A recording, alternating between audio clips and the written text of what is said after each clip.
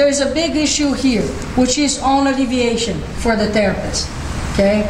And I know in certain classes people tell you if you turn the head to the side and you offer resistance, bring your head off the table for me, then you can see the SEM and the boundary, relax a little, and the boundaries of the SEM and so forth, great. Okay? You can do all that if you need to do it. Okay? So normally what I'm going to do is, you see my fingers going in the mastoid process and gliding forward? That's how I find it. The person doesn't have to do much of anything. So I come here and I'm going to go from posterior to anterior. Okay? And I'm going to hold on to this SEM.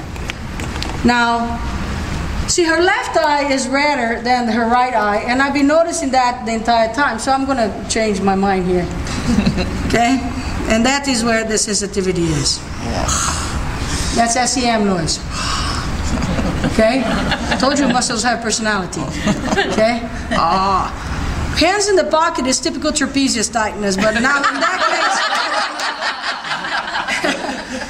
she had the hands in the pocket over there, but I left her alone, poor Sarah. I'm going to be teasing her.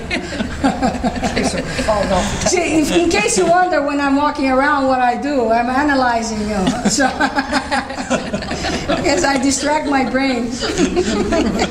AC hands. Huh? Those are